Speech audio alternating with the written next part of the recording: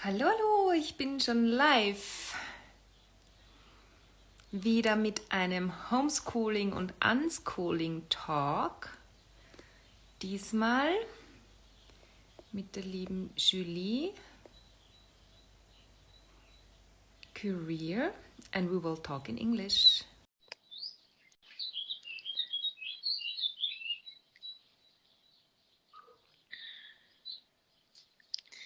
Ja, also nur mal ganz kurz in Deutsch für alle. Es ist heute eine Mama von 4 mit mir im Gespräch. Sie lebt in Nashville, Tennessee oder in der Nähe von Nashville, Tennessee in Amerika, in den USA und hat 4 Kinder im Alter zwischen 12 und 17, die sie homeschooled und unschooled, also die schulfrei leben und genau. Und darum wird es jetzt gehen in der nächsten Stunde. Welcome everybody, welcome to this talk here on my Instagram live. My name is Irene Kainz. I am an unschooling mom here in Austria. I'm also a coach and mentor for families. Oh, hold on a second. Yeah. Now, Julie will come soon. Hey, here she is. Hey, Julie. Hey, good morning. Or it's afternoon there, right? Yeah, almost evening. Good morning to you. You. Oh, thank you for joining in and coming to my Instagram live talk on unschooling and homeschooling. So good to have you here. Yes, I'm excited to be with you today. Yeah. Do you want to introduce yourself? Yeah, absolutely. So I'm Julie. I just graduated my oldest daughter, so we have been homeschooling for 13 years now. Wow. Both by fast and feels like forever. I have, she's the oldest, and then I have a 15 and a half year old daughter, a 14-year-old son, and a 12-year-old daughter. So we have been doing the homeschool thing always and forever, and it's been a great ride. Wow. And you still look like you graduated yourself. So you look like a mom with a graduated daughter already. So you're a coach, right? Yes. We have Yeah. the same mentor. That's how we met. Mm-hmm. Yeah. What's your topics you coach people? So a life coach, and I recently became a spiritual director as well. So I kind of have been holding space to figure out how those two worlds can meet. But my heart is really for women and to help them find their passions, to live their life according to who they are, what season of life they're in, their energy, all of that stuff, and really to create goals from a holistic place. Mm-hmm. And on the way towards their goals, they're also just understanding themselves more, connecting with their body, connecting with their emotions, and just really having fun, creating beauty, all of that. So I just love seeing women transform their lives towards what they really want and the desires they have versus like what we're told we should be. Oh yes, yes. So I guess we're connecting already to the topic of why did you do this?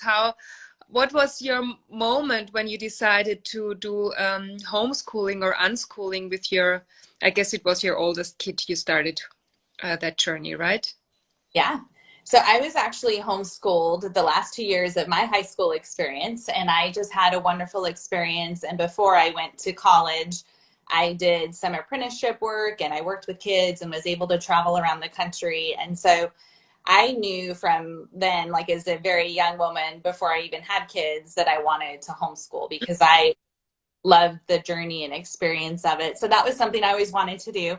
My husband did not because he, was still in the generation where there were a lot of really awkward homeschoolers who weren't able to, connect with people. And so he was not totally for it. But by the time our oldest was ready to enter school, he was like, yeah, I'm fine with you homeschooling them. So, and we love the idea of, like, my passion is that they're able to have a childhood of just a lot of time to create, a lot of time to be outside, a lot of time to explore, read great books, and homeschooling really has offered us that lifestyle as they've gotten older. It became about being able to travel when we want. We love to travel, to be on our own schedule and do all of that. So it really has evolved from like when we started to where we're at now, the why. But yeah, it's been good. Mm-hmm. Yeah, that's interesting. I have that same or a similar experience because the father of my son, he was very much into the idea of creating that freedom for a family life and not be like in those, um, you know, strict times of when we have to get up and when are we Mm-hmm. allowed to go on vacation and stuff like that. Mm-hmm. But in of curriculum, he was for a long time quite, yeah, not quite sure of how this works. But meanwhile, he is completely grateful actually for that path, and he really is proud of how our son evolves. And Mm, yeah. so I hear that and then also know, but I also hear it from your words that in the United States, like the idea of homeschooling and unschooling, and maybe later we go into this precise wording as well between those two words. It has a longer tradition than especially we here in German-speaking Europe or most of Europe. Um, do you know when started the idea of homeschooling in the US or even or unschooling? When started unschooling? The idea of unschooling in the US, is it the same or when did it all start? Yeah, I don't know exactly like the official time, but I know at my daughter's graduation last weekend, the gentleman that spoke, he started homeschooling his kids in the 80s. And it was still against the law in a lot of places in the 80s. They were pioneers. They were, the curriculum options that we have today were not available. And so they really were the ones that like forged the path. I would say from my experience, and it's hard to know like how much was the circle I was in, but I feel like unschooling really took off maybe like 10 years ago, 8 to 10 years ago, where that became at least something that was on my radar versus like we're still, we're doing homeschool, but it's still like school at home more, which is how I started out and then kind of transition. So when we talk about unschooling, this also means for you and your understanding that there is no curriculum, right? Correct. Mm-hmm. So the kids just develop through their interests and the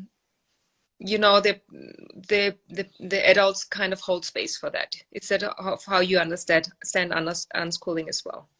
Yes, absolutely. And just being able to like really study your child and see what they're interested in and then go to the library, maybe get some books. Or I feel like unschooling, you're really looking for those opportunities and those teachable moments so that they're still, actively learning, which they do on their own, but we're also planting that seed and just creating the environment for them. Mm-hmm. Versus homeschooling, there is a curriculum. Yeah, I would say typically. I feel like here it's definitely the line's pretty blurry where that is, but yes. And the line is pretty blurry because when you the law in Tennessee, Mm-hmm. you can do both, right? You can do unschooling, you can do homeschooling, and you don't have to do any tests, or how does it work? Correct. So in Tennessee, we are required to have 180 school days. So we track our school days, and that gives you like 10 sick days, absent days, things like that. And then for those 180 days, we have 4 hours of school time. And so we're able to classify, like all of my kids play an instrument, so that counts as school. We're able to classify when you see them reading and they're, reading a nature book and then they go outside and look at nature. Well, that's science and that's reading. So you're able to just notice where your kids are learning and what that looks like and put that in. And then you either have an umbrella school, which is what we have. So we report twice a year to our umbrella school. In the younger grades, you can do pass or fail. And then once they hit high school, it needs to be a letter grade. And then they review our file every year. And if you decide not to do that route, you go through, you keep a portfolio, and then a teacher looks through that at the end of the year. Okay, but they look at the portfolio, but the kids don't have to take a test, or do they have to talk to the teacher as well? That route, I don't know if it's like mom and kid that does. We've always done the umbrella school, but I'm pretty sure testing is not required either. Okay, okay. And this is a law that is only in Tennessee, or how is it everywhere in the United States, or is it different? There are countries where it's not, states where it's not allowed? Okay. So all the You, states it's allowed. There are definitely varying degrees of what is allowed for homeschooling. So some states you really just notify the state that you're homeschooling and then that's all you do. I would say a good chunk of the states fall where we are at in Tennessee, that there are requirements as far as how many hours, how many days, and you're checking in with someone. And then some states are more involved where I think they do have to do testing and there are more check-ins than what we have. But I would say the majority fall within where we're at here in Tennessee. and is it quite common? Also, do you know a lot of families who Yeah, it's more common than I thought. We moved from Florida 6 years ago, and in Florida there were quite a few homeschoolers, a lot of private schools. The area we live in now has some of the top public schools in the nation. So I assumed that when we moved here, there wouldn't be a lot of homeschoolers because the schools are so fantastic here. But there actually is like a really great homeschool community, and it's through COVID, it has just like, spiked and skyrocketed to where if you want any kind of tutorial, if you want, different lessons or extracurricular stuff, there are a ton of options and wonderful places to, find community and need and support. So the social aspect is not an aspect as well, because you say there is a big community, so your kids don't lack social circumstances unless it's COVID, right? Yeah. Which, I mean, even here, like in Tennessee, we were one of the earlier states to open, and it was pretty quick, quick transition for the homeschool world. Okay. Yeah. So I hear that you basically understand yourself as a teacher as well to your kids. You do the teaching, right? Mm-hmm. And and you feel this is do you feel that comfortable? Is it something that is easy for you to do? Yeah, so definitely when we started with my older two girls, they're just 16 months apart. So they're like one grade apart. So it's pretty back to back. We used a boxed curriculum that was based on Charlotte Mason, who just believes in that children are their own people, to be in nature, to read good books. But I didn't have the confidence then or the bandwidth that I wanted to piece together my own curriculum. And so the boxed curriculum was fabulous. It allowed me, it was all laid out. So I felt like I could do that at the beginning. And it wasn't until later on that I was like, okay, I know what we need to be, hitting. I know what their strengths are. I know where my kids are. I have one that is just a struggling learner. And so it's been great to really slow the process down for them and allow them to have the time to learn and grow at their own pace. But it definitely has been a journey. Starting out, there's a lot of fear and doubt of, am I capable? Can I do this? What all is required? And then I feel like you find your groove. And then I have a wonderful friend here who is much more loose with homeschooling. And she helped me okay, you don't have to check all the boxes, and let's just get outside and read books and have fun and let them live their life. So it's been a very evolving journey. Yeah, that sounds cool. I want to encourage our what is it called? People who watch us to ask questions. If you have any questions, please feel free to ask that in the comments. I have a question because you said the box curriculum. What is a box curriculum? Yeah. So over here, it's a whole industry and thing that basically you kind of find out what style of homeschooling you want, and then you can have the whole year of curriculum sent to you. So there's a teacher's manual, and it's geared towards homeschooling specifically. And so like ours was a 4-day school week because they wanted you to have like wiggle room and time for, you know, that flexibility and freedom. And then they had Bible, they had science, they had math, they had language arts and history. So I basically get the teacher's book and then every book that goes with it. And then they were really heavy on good literature. So all the literature books, you could buy the whole thing. It showed up in a box and it was so fun to open it all and do it. So we have those resources where if you don't want to be planning your own curriculum or you're not comfortable with unschooling, like you're able to still homeschool, but have a clear structure. Because some people, like for me, it was really good to have that. I needed that clear structure in the beginning. It sounds really good. I wish we would have those options as well, because Yeah. like I said, I mean, it is you feel this big responsibility, right? You did as well. Like when we decided, I felt this big responsibility of, wow, it's all really now in my hands, like how their education evolves with my son. And Yeah. there is this one hand, you somehow know, at least I did, I knew that the potential is already within my son and I don't have to feel something into him. But on the other hand, I mean, especially here, there are no role models. You know, it's kind of this new path where you really have to trust and to anchor yourself into that faith. Yeah. Yeah. And this does grow over time, and this is really, really beautiful in my experience. But of course, the first few years there was a lot of doubt and there was a lot of am I doing this right, and am I not doing something wrong with my son, and will we regret it and stuff like that. Although it was not that intense, but of course it came up every once in a while. Absolutely. Yeah. So I can imagine that if you have this kind of box curriculum, and also if it's like already kind of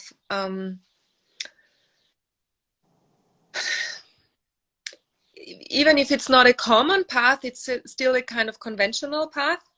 Yeah. Yeah. And how do you experience this topic of deschooling?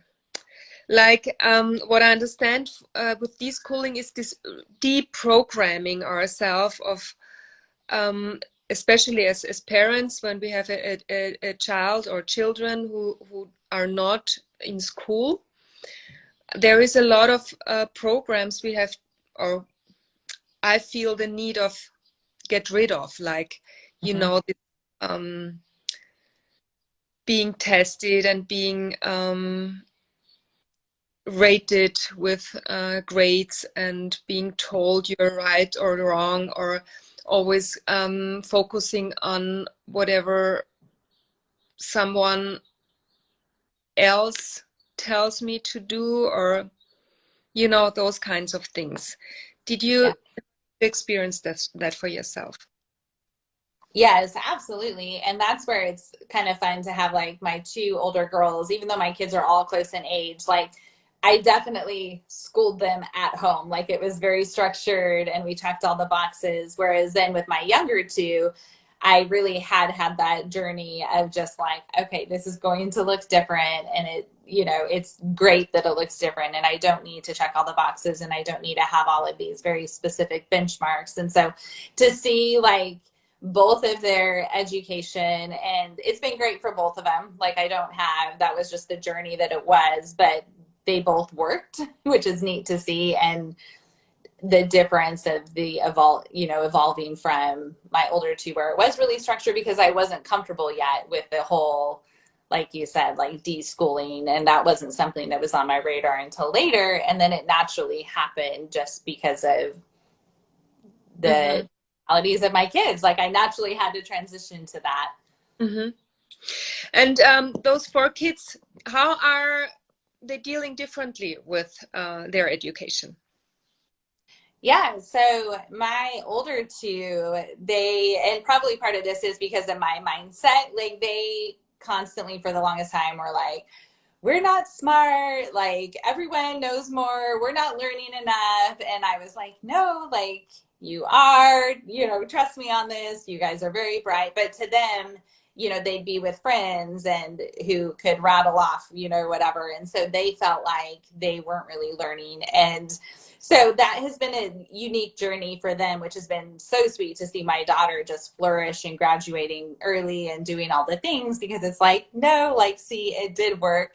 And then my younger two, I think just because they have been more in that unschooling and just a very different like community group that they have, I don't feel like they struggle with that near as much.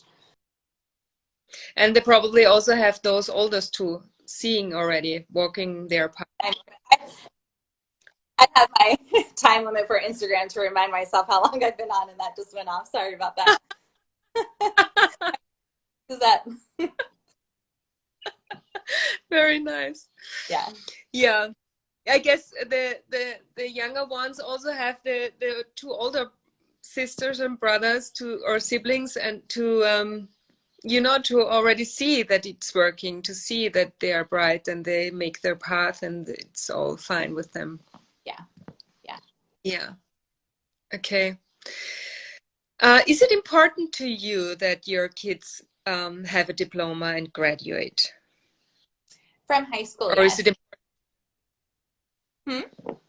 Or is it important to your kids, or do they have like maybe there's different opinions on that for the four of your kids? Yeah, that's a good question. I would say my older two, it has been very important. I'm assuming it will be for my younger two as well. They're young enough that it's not hugely on their radar. For me, it is just so that if they do want to go to college, they can, go that path easily. If they don't, great. But it kind of feels like tying it up with a bow. We've gone to completion, and now like they're officially, graduated. And are they going to do university or anything? What's their focus now? Yeah, my oldest daughter will be going off to university next year. She wants to study entrepreneurial business. So she's excited for that. My second born, she doesn't know what she wants to do yet, but I'm pretty sure she will do university. My younger two, I feel like my number three, there's a good chance he won't. I think it depends on he's very hands-on and mechanical and likes to like work on cars and do stuff like that. So to me, it's know what you're gifted at, know what you're passionate about. And if university works for that, great. If it doesn't, then how can we support you to either do trade school or start your own business? Like whatever, you don't have to fit in this box. Let's look at who you were created to be and what you're passionate about. Because I'm a firm believer people should love what they do, if at all possible. Mm-hmm. And what was your biggest challenges within, 13 years, you said, right? Yeah. Yeah. Yeah. I mean, in all fairness, I am an introvert. And so managing my energy and having the kids at home most of the time, like that has been probably my largest struggle. In the early years, my husband was traveling a lot. So I was with the kids a lot, and that was a bit exhausting. My son actually was in preschool for 1.5 years because that's when I started homeschooling my oldest. And I was like, 3-year-old boy energy, like we can't get any school done. What are we doing? So it has been, I think, figuring out,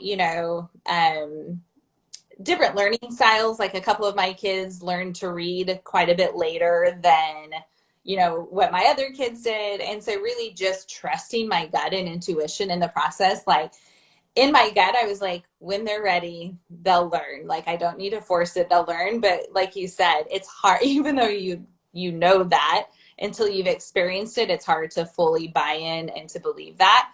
So those things in self-care, like I definitely struggle to like set strong boundaries around, here's what I need to take care of myself because I am with you all day and I love teaching you and I love being with you, but I also need to really, fill myself up, which I didn't do a great job at. So that was definitely a struggle for me when they were little.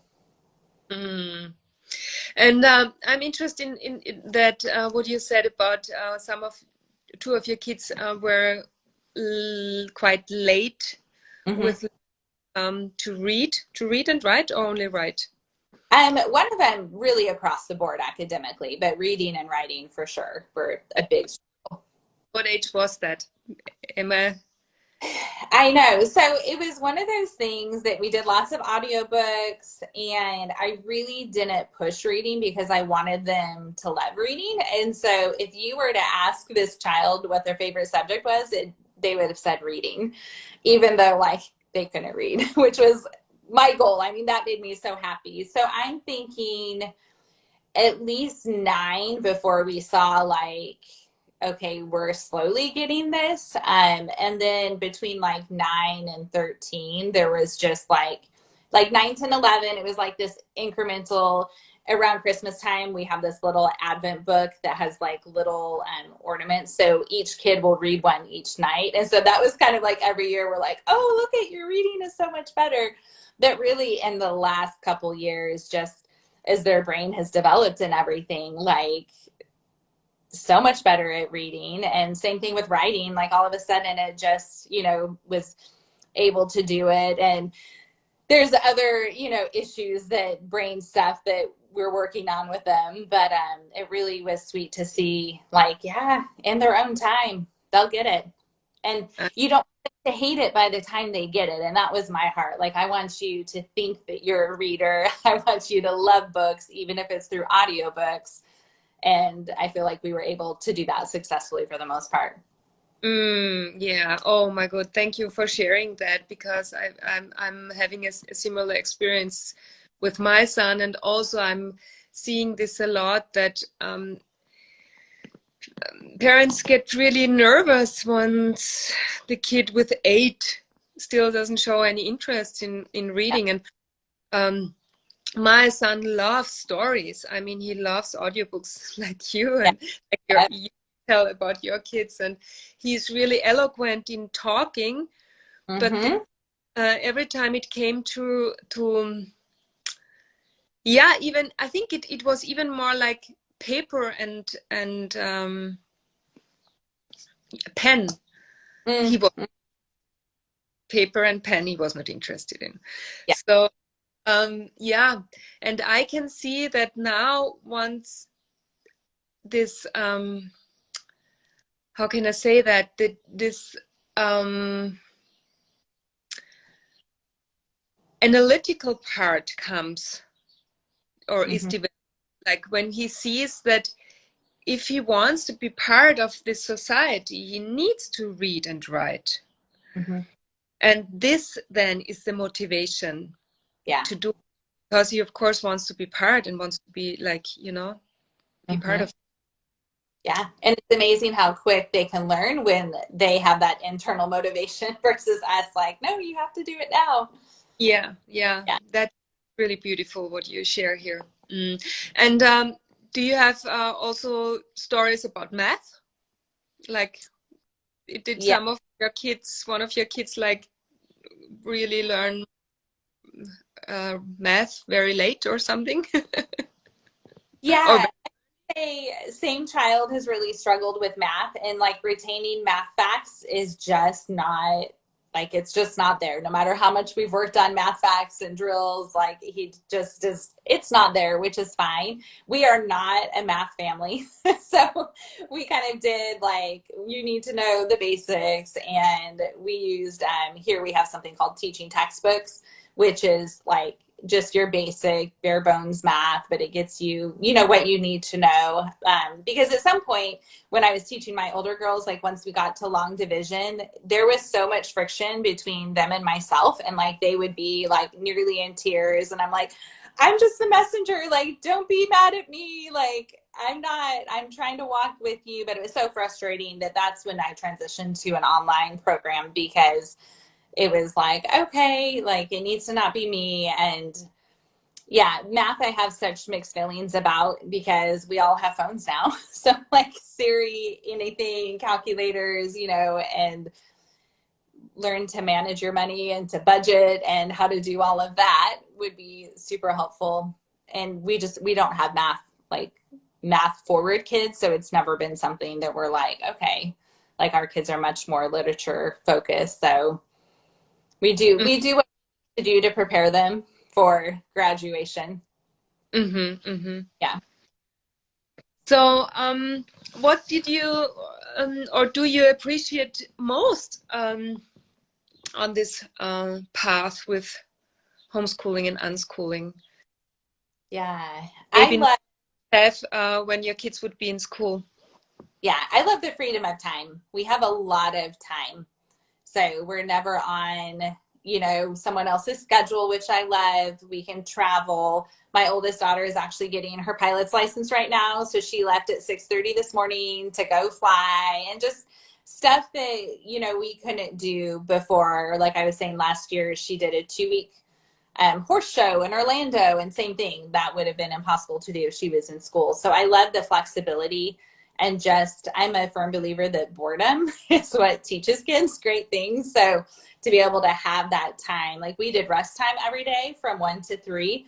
And it was just a time for them. Like, you can create, you can read, you can rest, but like, I need downtime, you guys need downtime, and just that freedom of flexibility. And then for them to be able to pursue what they love doing, we are able, they're able to have all those pursuits, and we can still have dinner around the table most nights because we're not gone in the evenings with activities, because we're able to do them all during the day, which I love.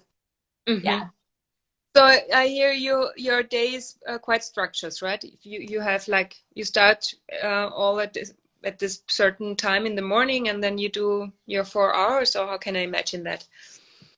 Yeah, so we are not super structured at this point. And this is something to note too. Like with my older two, the curriculum that we did use, they really transitioned them around fourth or fifth grade to be completely independent, or like 90% independent. So they really have taught themselves for the last 6 years.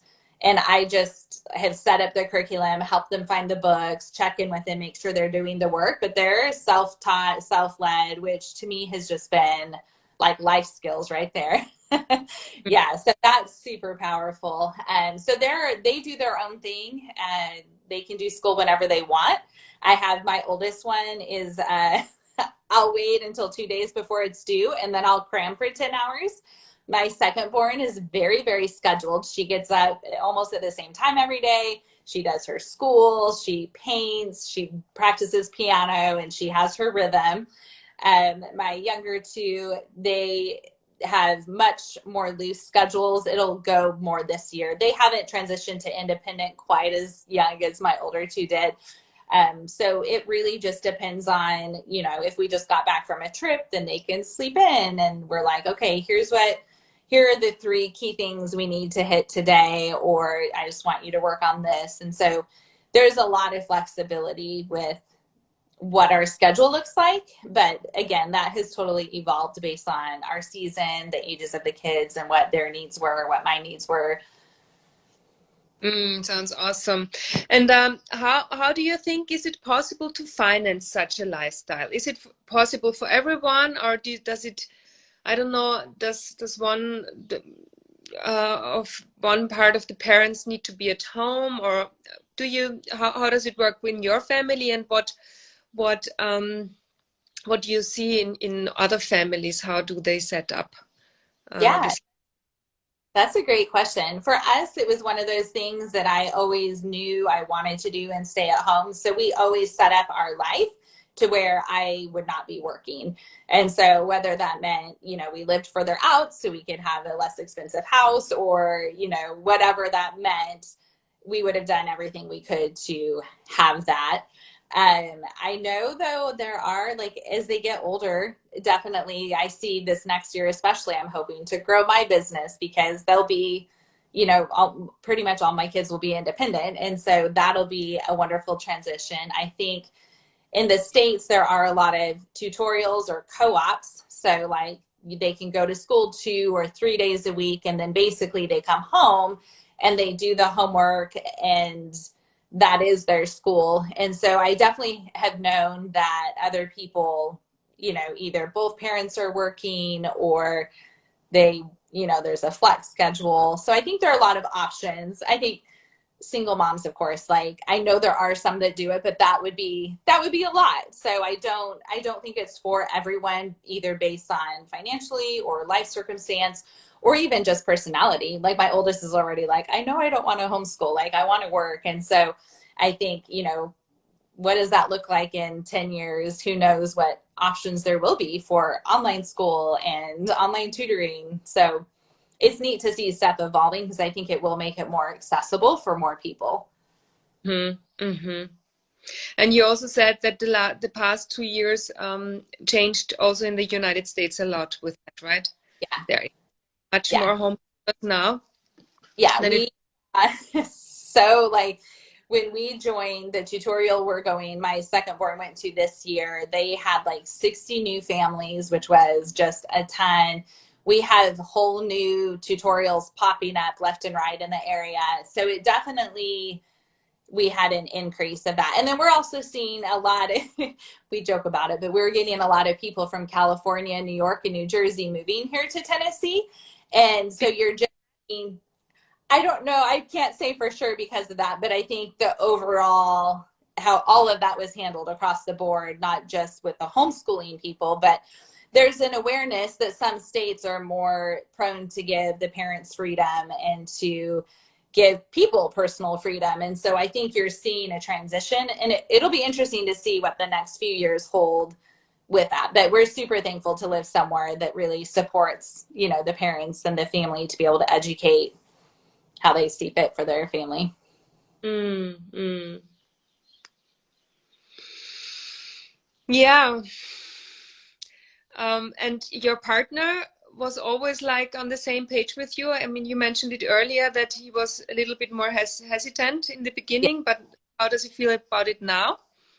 He loves it now. He would not trade like the freedom that we have just to really live a life that has a lot of margin and traveling. And at this point, like, in the early years, well, like we talked about, you don't see the fruit from your efforts. So you're like, I think this is working, but you don't know, right? Like, are my children going to be like capable, good humans?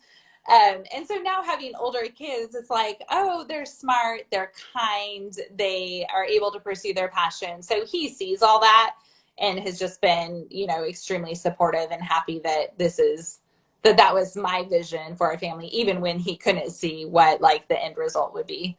Yes, that's Yeah. beautiful. Yeah. Yeah. Well, I have the feeling we packed already so much information within not even 45 minutes. Yeah. there anything is there anything you want to share, like some kind of highlights or something from your past 12 years, or maybe also some point where you doubted it so much that you might have thought to put them in school, or any like of those little stories. I'm quite Yeah. interested. Absolutely. So when we moved to Tennessee, which was 6 years ago, we lived on a really sweet little street neighborhood that all the kids played together, like all the time in the backyard.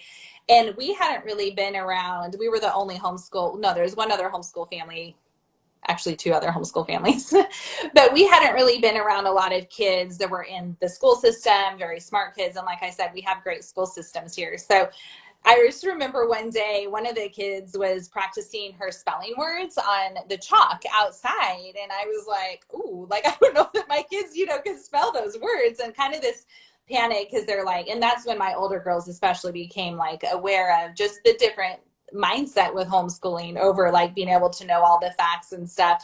But I definitely had a little bit of a reckoning at that point of like, had to remind myself, like, it's going to look different, different experience. And just because that's not what my kids would be doing doesn't mean it's bad. And, I do believe that, like, at the end, it all levels out exactly how it's supposed to based on the kid and what they're called to do. But that was one of those moments where I was like, oh, I hope this was the right path. Yeah, I love the little years. Like, teaching my kids to read was such a joy to me, which I know a lot of moms don't love, But for whatever reason, I think just because I love books, it was so sweet to be able to sit with them. And like when you learn to read, the whole world opens up. And so that was sweet. We did, I know I'll share some books too. We have, so someone named Sarah McKenzie, she started something called the Read Aloud Revival. And so it just encouraged families to read together every day. So we did that for multiple years after dinner. And that is probably one of my best memories, which Wow. wasn't homeschool per se, but it definitely was just so sweet. Mm-hmm. And Yeah. can I, like all four of your kids and you and maybe even your partner, all the entire family was reading after dinner? Is Yes. this how it worked? Yeah. Wow. Yeah. Beautiful. So Beautiful. we got to a point where, the older kids there was enough of a distance that it was like, okay, it's time to set this down. But it was beautiful when it lasted while we were doing it. Mm-hmm. Mm-hmm. Do you have any books to recommend on homeschooling or unschooling? I do. So the ones I love, this one is called Teaching from Rest. And you'll notice a theme with all of them. It's by Sarah McKenzie.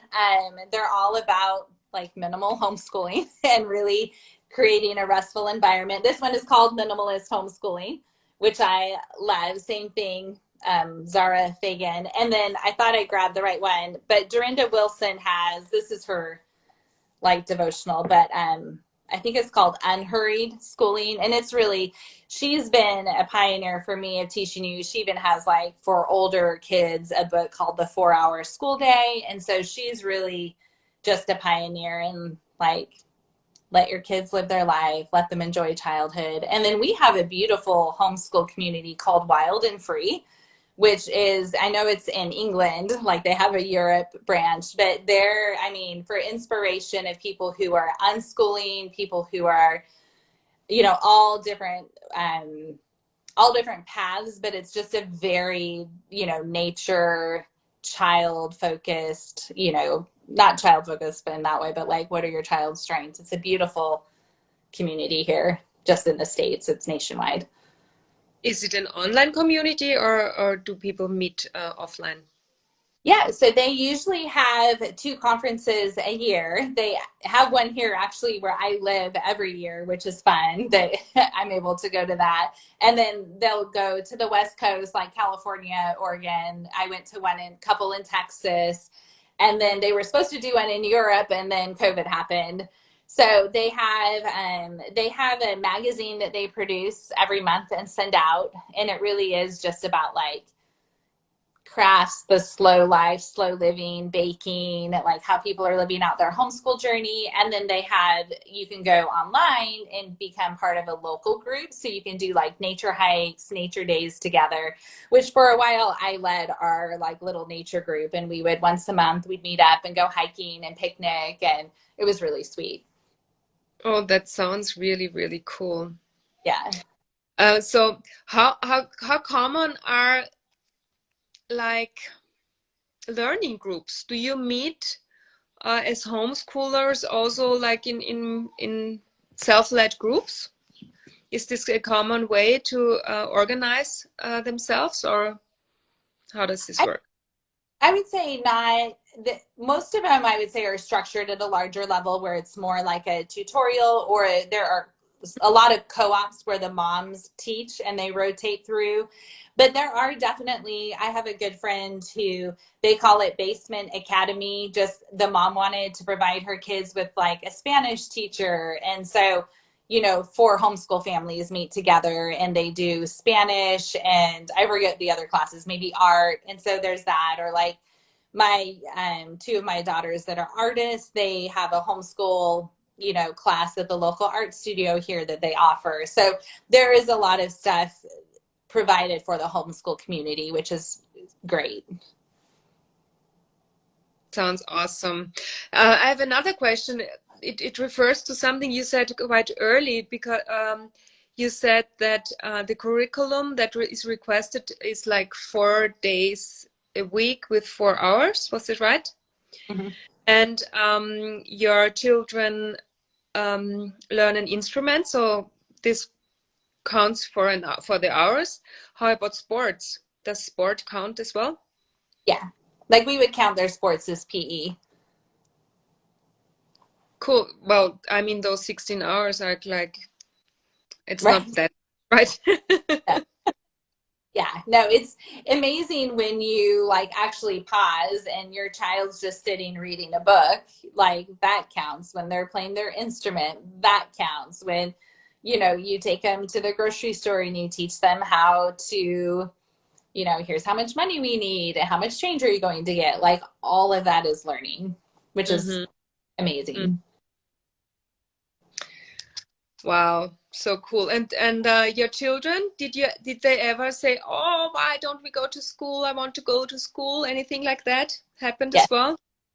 Yes, especially when we moved here and we lived on that street where the majority of the kids went to school. I got a, can we go to school? Can we go to school? And it was kind of like, let's talk about it. Like, we're not going to just jump in and switch because, you know, friends. And then there was like, that was like a 6-month season. And then they kind of realized, like, oh, if we go to school, we won't have time to go do this. And right now I get to go to the barn and ride horses 3 days a week. But if I'm in school, it's just going to be 1 day a week.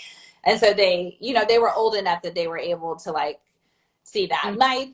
My son right now, he's kind of like, I might want to go to high school next year, you know, at a public school. So it's like, okay, we'll chat about that. Or not this next year, but the following year for 9th grade. So there Mhm. definitely has, you know, some curiosity around that at different points, but it's never been enough where it's like, yes, we want to. Because at that point, we probably would. Like to me, yeah. Yeah, Do that my next question. Yeah, yeah. yeah. How would you have dealt with that? Yeah, cool. So, do you have the feeling that you could support your children's potential better with this way than school would have supported Yeah, that? Yeah. absolutely. Mhm. And is this also the reason why you did it in the first place? Or Yeah, what? yeah, for sure. Yeah, Yeah. yeah, cool. Hmm. Yeah, this is so inspiring. I feel that I wish we would have that in Europe and in Austria and in Germany as well, these options. And I'm actually hoping for a change and a shift in that soon, Hmm. Yeah. even though my hopes and my realistic like I hope it, but I'm not quite sure if it will happen. Let's see how this works. But on the other hand, we're in a time where a lot of things are possible quite quickly. Like Yeah. and I feel it is evolution. I mean, it school system everywhere in the world is a little bit different, but mainly, especially this, you have to go to school and you are not allowed to say no for at least a decade. Hmm. This is something that I feel is against the human dignity, right? I mean, this is something because there definitely will be some no's during that long time. And how do we deal then as young um, human with Yeah. that? It is not allowed to say no, but I feel it, and this has, I mean, this does something with us, right? It makes us feel that something is wrong with me because my no is not heard and not accepted, and um, especially in this young age, we trust in the adults, so there must be something wrong with me and not necessarily with the others, right? Hmm. I feel that there is a lot of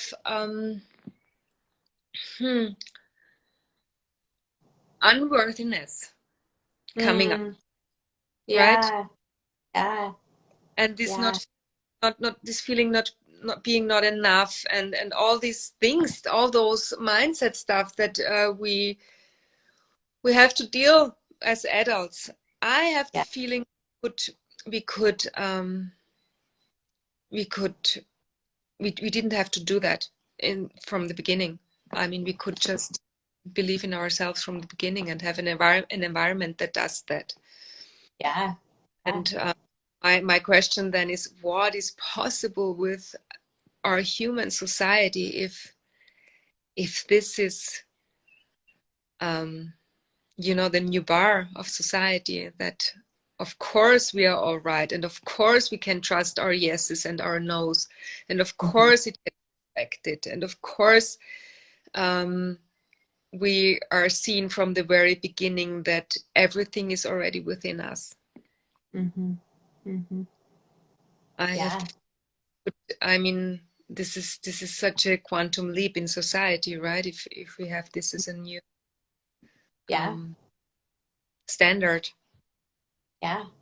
And you're really pioneering that, like here it was in the 80s where people were pioneering the homeschool movement and doing that. And I hope like that's what you're doing right now. And hopefully that will produce where it is more common and it's more accepted and you have more freedoms and resources, but I admire what you're doing because it's a lot easier here when you have all the support and a society set up. There are definitely people that don't like homeschooling, but where it is, there's enough people that are supportive of it. It's just, yeah, I applaud all that you're doing because I think, with the mindset work and the pioneering, like that is just powerful.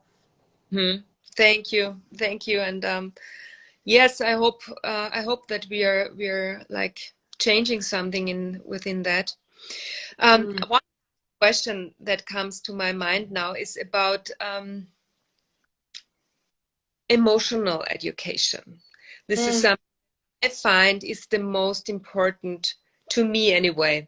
Like if I can set up my son with a high emotional intelligence, everything else, there is nothing you would need to worry. Yeah. Everything else comes from itself. Yeah. How do you see your children or other homeschooling children, in their emotional development? Is there something that sticks out for you? What I see the most that I love is my children can really be in situations with adults and they behave very appropriately and shake their hands and can hold a conversation where I just wasn't able to do well as, at their age. And they also, there's not like, oh, they're the cool kid and cliques and all that. Like they really, for them, people are people and it's a very level playing field of, it's not like, oh, I'm not going to like that person because they don't have the right shoes or they look different. Like there just is not an awareness. And I think it's because they have been at home, and homeschoolers by and large were a little bit more on the fringe and countercultural. So they do, I think, have a lot of experience with a wide range of people. And so to me, that's been really sweet to see, is just they are comfortable in a lot of different situations. And I think because they don't have a lot of preconceived ideas of what it should look like, because they realize, like, with emotional intelligence, they've been taught that, like, everyone is unique. And so, like, what is your uniqueness and how can we honor the other person's uniqueness? And that's just where we've, lived life from. Yeah, that's beautiful. And I had some kind of similar situation just recently because my son joined a sports group for sports acrobatics, which here where he's in training, he's the only boy. It's only girls who do that, and he's the only boy. And I'm actually pretty sure if he was socialized in school, he wouldn't do that. Yeah. But with his socializing, he doesn't even think. I mean, of course, he realizes that he is the only boy, but he doesn't have this, oh my God, right. How does it look to others? Right. He likes the sport and he likes the workout. And yes, I think he would wish sometimes a bit more boys there. Yeah. But it's not his focus is something different. His focus is the sport itself, and not who's around him, because he knows he can deal without anybody. Yeah. Yeah. That's So great. yeah, this was interesting to watch also how, like, there was a competition the other day, like when with that sports acrobatics, and there was a lot of people, and it's also I was so amazed. I mean, it was so funny to watch other adults how they reacted, Yeah. that he was the only boy. And I know that my son doesn't see it like that, because they had like, oh, once you're older, you will see that was a great choice you did. And he was like, huh? Like being all among these girls. And I was like, he doesn't look at it like that. Yeah. Yeah. Yeah.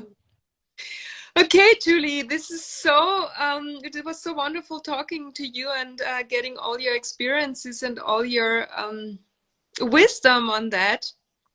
Thank you for sharing that, and thank you for having you on this talk here. If there is anything you want to say as an ending word, please feel free. Yeah. Well, thank you so much. I appreciate it. This was a lot of fun, and it really felt like such a wonderful time just having graduated my first. I was like, oh, the synchronicity is so beautiful. And I mean, you as well. Like, I just would encourage any moms to really, as they hold space for homeschooling, to not forget about themselves. And yes, you want to find a curriculum or, a type of schooling that's good for your child, but it also needs to be a good fit for you, because if you're in love with it and loving it, that's going to translate so much better to your child. So just to continue to grow yourself and read yourself and take care of yourself, I think that creates really the best learning environment for your child. Yeah, thank you so much.